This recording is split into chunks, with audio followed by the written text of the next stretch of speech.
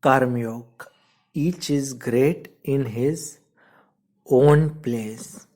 According to Sankhya philosophy, nature is composed of three forces called in Sanskrit Sattva, Rajas, and Tamas. These, as manifested in the physical world, are what we call equilibrium, activity, and inertness. Tamas is typified as darkness or inactivity. Rajas is activity expressed as attraction or repulsion. And Sattva is the equilibrium of the two. In every man, there are these three forces. Sometimes tamas prevails. We become lazy.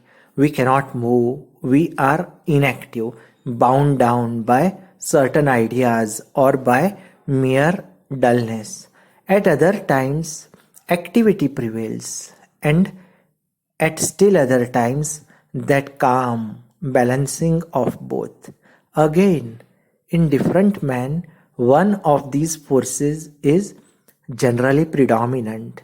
The characteristic of one man is inactivity, dullness, and laziness.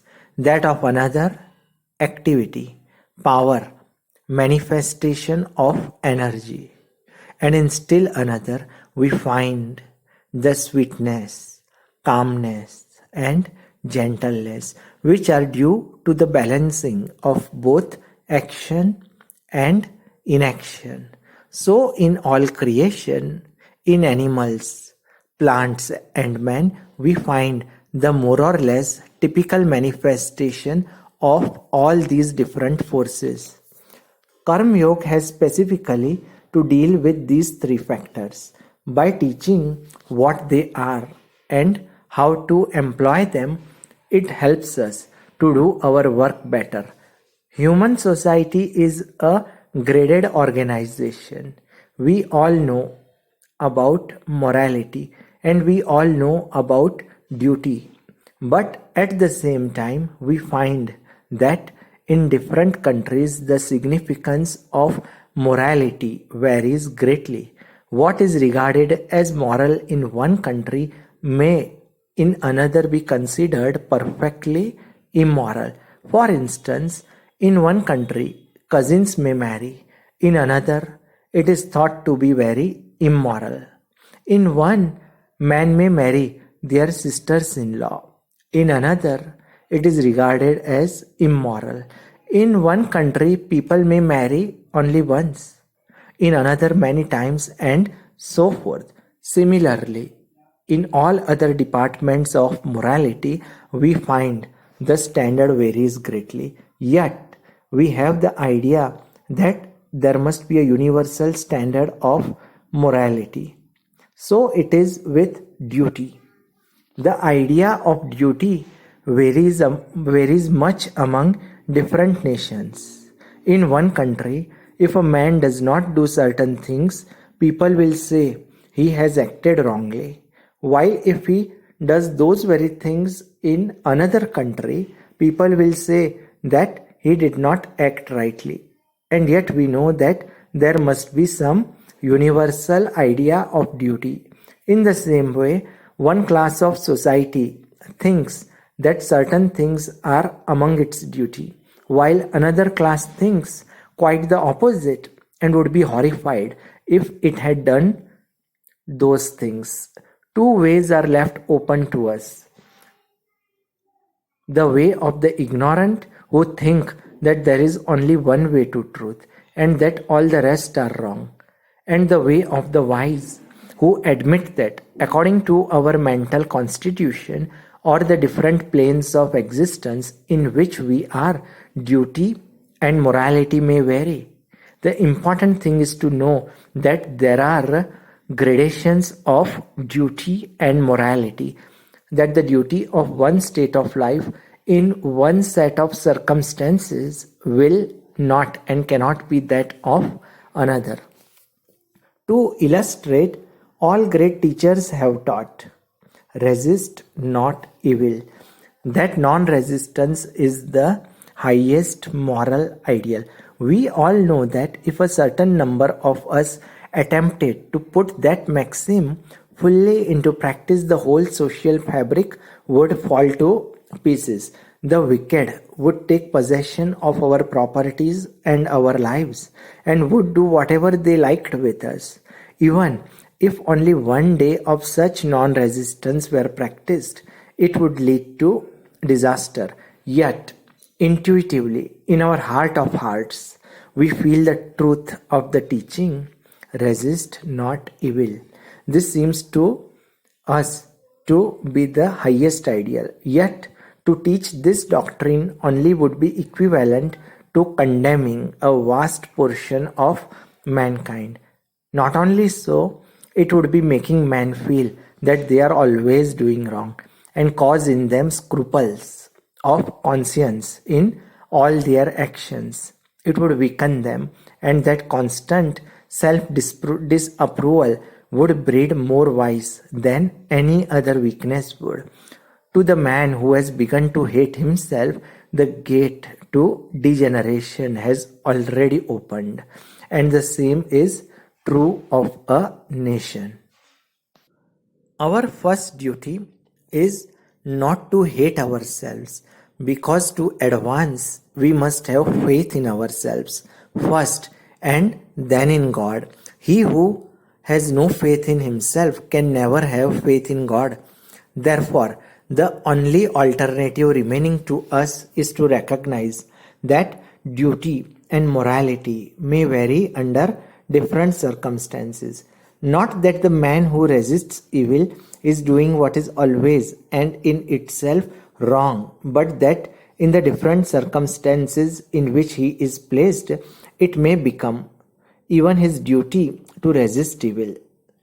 In reading the Bhagavad Gita, many of us in Western countries may have felt astonished at the second chapter, wherein Sri Krishna calls Arjun a hypocrite and a coward because of his refusal to fight or offer resistance on account of his adversaries being his friends and relatives, making the plea that non resistance was the highest ideal of love. That is the great lesson for all of us to learn, that in all matters the two extremes are alike. The extreme positive and the extreme negative are always similar. When the vibrations of light are too slow, we do not see them, nor do we see them when they are too rapid. So with sound, when very low in pitch, we do not hear it. When very high, we do not hear it either. Of like nature is the difference between resistance and non-resistance. One man does not resist because he is weak, lazy, and cannot, not because he will not. The other man knows that he can strike an irresistible blow if he likes, yet he not only does not strike but blesses his enemy. The one who from weakness resists and not commits a sin and as such cannot receive any benefit from non-resistance, while the other would commit a sin by offering resistance. Buddha gave up his throne and renounced his position. That was true renunciation. But there cannot be any question of renunciation in the case of a beggar who has nothing to renounce. So we must always be careful about what we really mean when we speak of this non-resistance and ideal law. We must first take care to understand whether we have the power of resistance or not. Then, having the power, if we renounce it and do not resist, we are doing a grand act of love. But if we cannot resist and yet at the same time try to deceive ourselves into the belief that we are actuated by motives of the highest love, we are doing the exact opposite. Arjun became a coward at the sight of the mighty array against him. His love made him forget his duty towards his country and king. That is why Sri Krishna told him that he was a hypocrite. Thou talkest like a wise man, but thy actions betray thee to be a coward. Therefore, stand up and fight. Such is the ideal of a Karma Yoga. The Karma Yogi is the man who understands that the highest ideal is non-resistance, and who also knows that this non-resistance is the highest manifestation of power in actual possession, and also what is called the resisting of evil is but a step on the way towards the manifestation of this highest power, namely non-resistance. Before reaching this highest ideal, man's duty is to resist evil. Let him work, let him fight, let him strike against straight from the shoulder. Then only when he has gained the power to resist will non-resistance be a virtue. I once met a man in my country whom I had known before as a very stupid person, who knew nothing and had not the desire to know anything, and was living the life of a brute. He asked me what he should do to know God and how he was to get free. Can you tell a lie? I asked him. No, he replied. Then you must learn to do so. It is better to tell a lie than to be a brute or a log of wood. You are inactive. You have not certainly reached the highest state, which is beyond all actions, calm and serene. You are too dull even to do something wicked. That was an extreme case, of course, and I was joking with him. But what I meant was that a man must be active in order to pass through activity to perfect calmness. Inactivity should be avoided by all means. Activity always means resistance. Resist all evils, mental and physical. And when you have succeeded in resisting, then will calmness come. It is very easy to say, hate nobody, resist not evil, but we know what that kind of thing generally means in practice. When the eyes of society are turned toward us, we may make a show of non-resistance, but in our heart it is canker all the time. We feel the utter want of the calm of non-resistance. We feel that it would be better for us to resist. If you desire wealth and know at the same time that the whole world regards him who aims at wealth as a very wicked man, you perhaps will not dare to plunge into the struggle for wealth. Yet your mind will be running day and night after money. This is hypocrisy and will serve no purpose. Plunge into the world, and then, after a time when you have suffered and enjoyed all that is in it, will renunciation come. Then will calmness come. So fulfill your desire for power and everything else, and after you have fulfilled the desire will come the time when you will know that they are all very little things. But until you have fulfilled these desire, until you have passed through that activity, it is impossible for you to come to the state of calmness, serenity and self-surrender. These ideas of serenity and renunciation have been preached for thousands of years. Everybody has heard of them from childhood, and yet we see very few in the world who have really reached that stage. I do not know if I have seen 20% in my life who are really calm and non-resisting, and I have traveled over half the world. Every man should take up his own ideal and endeavor to accomplish it. That is a surer way of progress than taking up the other man's ideals, which he can never hope to accomplish. For instance, we take a child and at once give him the task of walking 20 miles. Either the little one dies, or one in 1,000 crawls the 20 miles to reach the end exhausted and half dead. That is like what we generally try to do with the world. All the men and women in any society are not of the same kind, capacity, or of the same power to do things. They must have different ideals, and we have no right to sneer at any ideal. Let everyone do the best he can for realizing his own ideal. Nor is it right that I should be judged by your standard or you by mine. The apple tree should not be judged by the standard of the oak, nor the oak by that of the apple. To judge the apple tree, you must take the apple standard, and for the oak, its own standard. Unity in variety is the plan of creation. However, man and women may vary individually. There is unity in the background. The different individual characters and classes of men and women are naturally variations in creation. Hence, we ought not to judge them by the same standard or put the same ideal before them.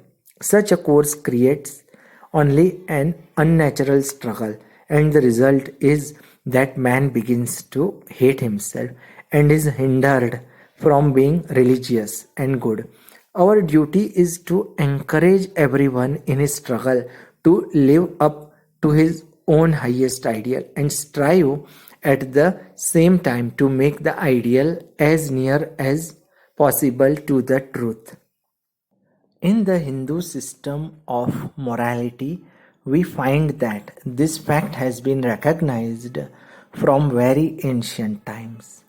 And in their scriptures and books on ethics, different rules are laid down for the different classes of men: the householder, the sannyasin, the man who has renounced the world, and the student.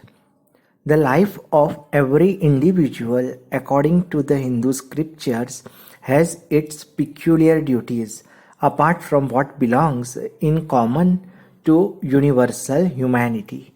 The Hindu begins life as a student, then he marries and becomes a householder. In old age, he retires, and lastly, he gives up the world and becomes a sannyasin. To each of these stages of life, certain duties are attached.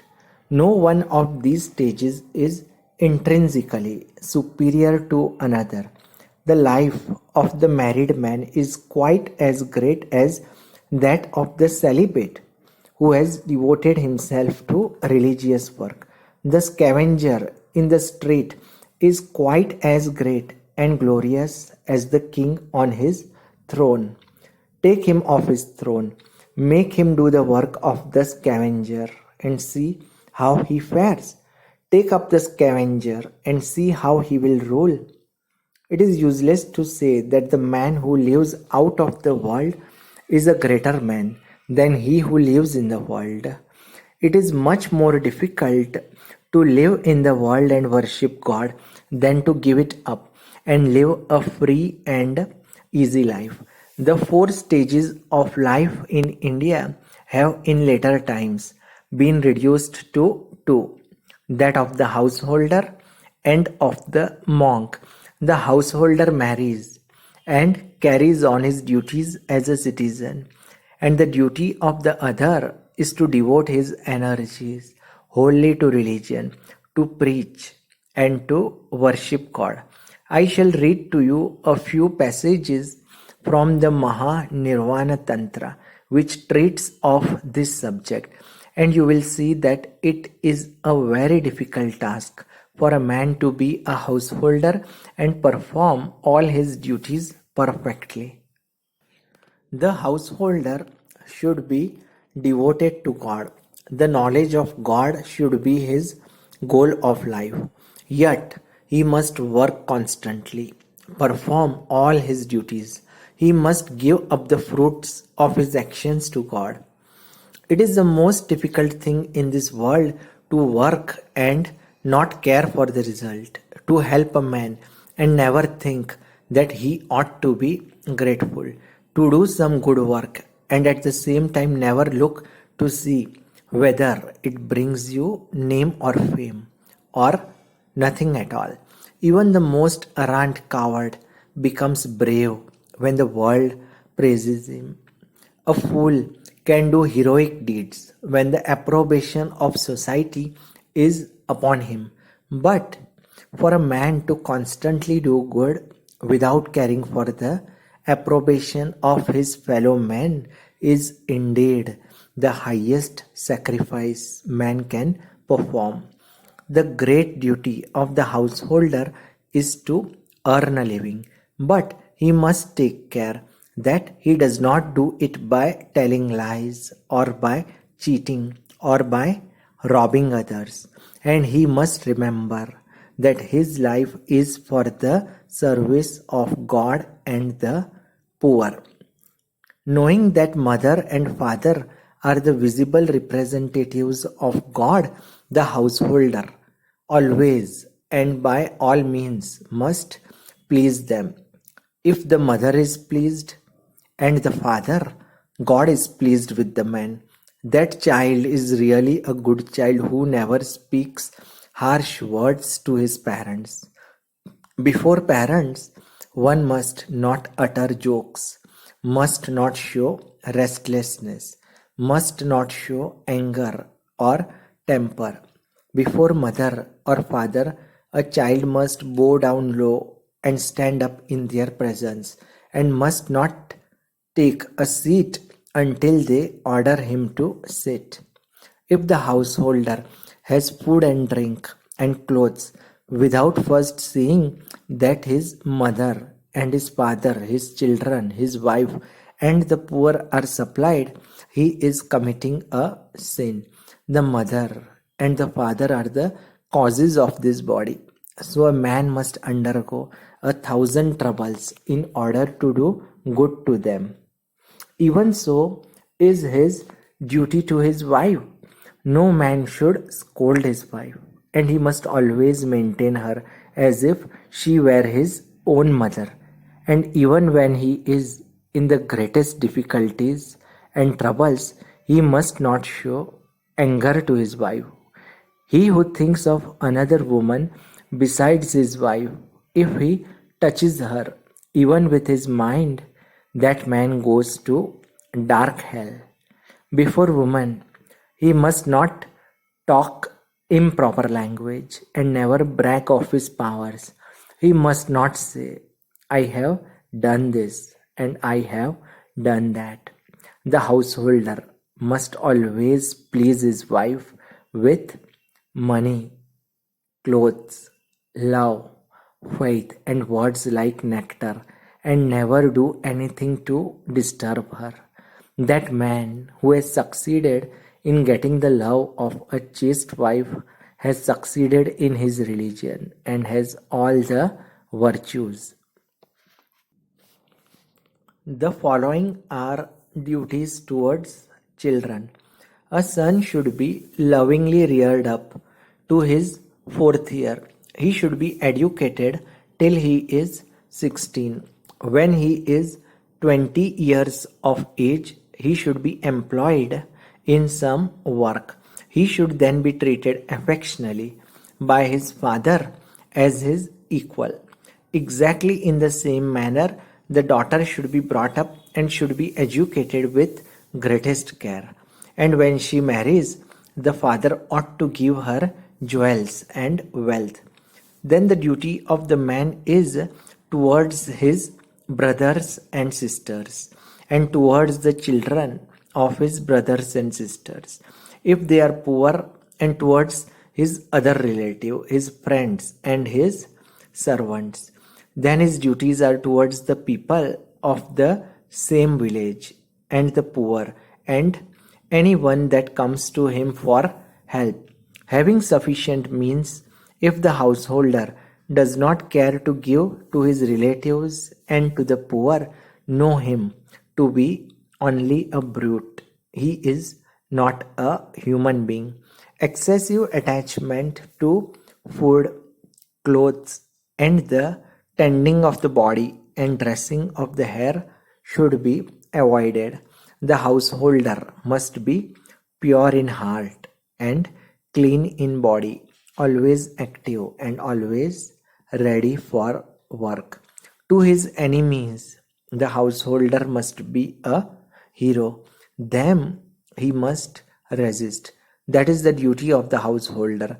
He must not sit down in a corner and weep and talk nonsense about non resistance. If he does not show himself a hero to his enemies, he has not done his duty. And to his friends and relatives, he must be as gentle as a lamb. It is the duty of the householder not to pay reverence to the wicked, because if he reverences the wicked people of the world, he patronizes wickedness, and it will be a great mistake if he disregards those who are worthy of respect and the good people. He must not be gushing in his friendship. He must not go out of the way making friends everywhere. He must watch the actions of the man he wants to make friends with, and their dealings with other men, reason upon them, and then make friends. These three things he must not talk of. He must not talk in public of his own fame. He must not preach his own name or his own powers. He must not talk of his wealth or of anything that has been told to him privately. A man must not say he is poor or that he is wealthy. He must not brag of his wealth. Let him keep his own counsel. This is his religious duty. This is not mere worldly wisdom. If a man does not do so, he may be held to be immoral. The householder is the basis, the prop of the whole society. He is the principal earner. The poor, the weak, the children, and the women who do not work all live upon the householder. So there must be certain duties that he has to perform, and these duties must make him feel strong to perform them and not make him think that he is doing things beneath his ideal. Therefore, if he has done something weak or has made some mistake, he must not say so in public. And if he is engaged in some enterprise and knows he is sure to fail in it, he must not speak of it. Such self exposure is not only uncalled for but also unnerves the man and makes him unfit for the performance of his legitimate duties in life. At the same time, he must struggle hard to acquire these things. Firstly, knowledge, and secondly, wealth. It is his duty, and if he does not do his duty, he is nobody. A householder who does not struggle to get wealth is immoral. If he is lazy and content to lead an idle life, he is immoral, because upon him depend hundreds. If he gets riches, hundreds of others will be thereby supported. If there were not in this city hundreds who had striven to become rich and who had acquired wealth, where would all this civilization and these almshouses and great houses be? Going after wealth in such a case is not bad, because that wealth is for distribution. The householder is the center of life and society. It is a worship for him to acquire and spend wealth nobly. For the householder who struggles to become rich by good means and for good purposes is doing practically the same thing for the attainment of salvation as the anchorite does in his cell when he is praying. For in them we see only the different aspects of the same virtue of self surrender and self sacrifice, prompted by the feeling of devotion to God and to all that is His. He must struggle to acquire a good name by all means. He must not gamble. He must not move in the company of the wicked. He must not tell lies and must not be the cause of trouble to others. Often people enter into things they have not the means to accomplish, with the result that they cheat others to attain their own ends. Then there is in all things the time factor to be taken into consideration. What at one time might be a failure would perhaps at another time be a very great success. The householder must speak the truth and speak gently, using words which people like, which will do good to others. Nor should he talk of the business of the other man. The householder, by digging tanks, by planting trees on the roadsides, by establishing rest houses for men and animals, by making roads and building bridges, goes towards the same goal as the greatest yogi. This is one part of the doctrine of Karma Yoga, activity, the duty of the householder. There is a passage later on where it says that if the householder dies in battle fighting for his country or his religion, he comes to the same goal as the yogi by meditation, showing thereby that what is duty for one is not duty for another. At the same time, it does not say that this duty is lowering and the other elevating. Each duty has its own place, and according to the circumstances in which we are placed, we perform our duties. Our ideas come out of all this, the condemnation of all weakness. This is a particular idea in all our teachings, which I like, either in philosophy or in religion or in work. If you read the Vedas, you will find this word always repeated: fearlessness. Fear nothing. Fear is a sign of weakness. A man must go about his duties without taking notice of the sneers and the ridicule of the world. If a man retires from the world to worship God, he must not think that those who live in the world and work for the good of the world are not worshipping God. Neither must those who live in the world for wife and children think that those who give up the world are low vagabonds. Each is great in his own place. This thought I will illustrate by a story. A certain king used to inquire of all the sannyasins that came to his country, which is the greater man, he who lives up the world and becomes a sannyasin, or he who lives in the world and performs his duties as a householder? Many wise men sought to solve the problem. Some asserted that the sannyasin was the greater, upon which the king demanded that they should prove their assertion. When they could not, he ordered them to marry and become householders. Then others came and said, the householder who performs his duties is the greater man. Of them too the king demanded proofs. When they could not give them, he made them also settle down as householders.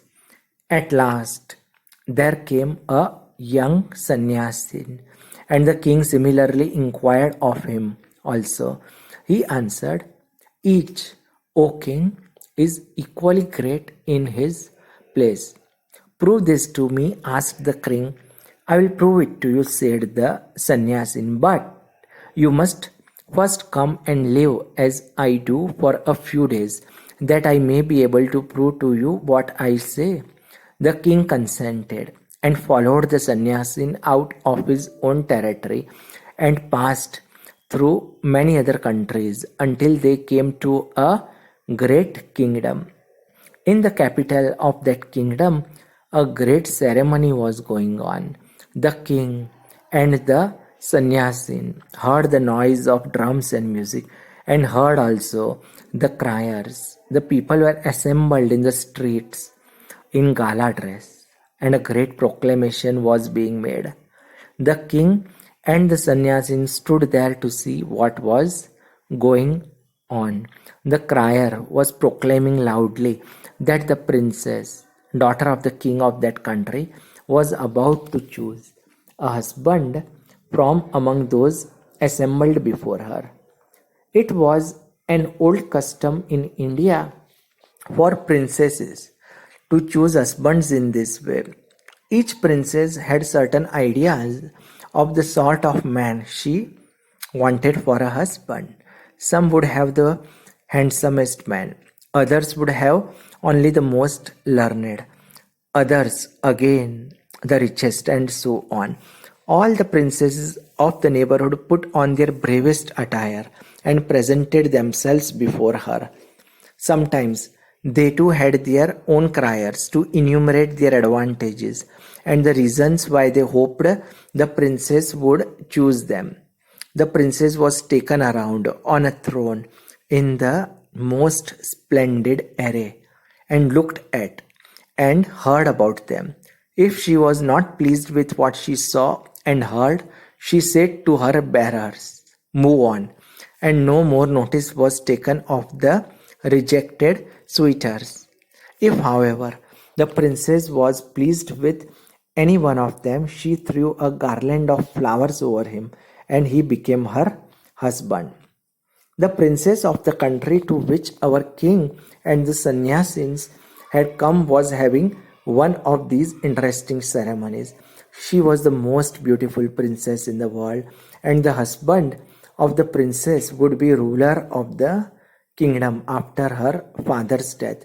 The idea of this princess was to marry the handsomest man, but she could not find the right one to please her. Several times these meetings had taken place, but the princess could not select a husband. This meeting was the most splendid of all. More people than ever had come to it. The princess came in on a throne, and the bearers carried her from place to place.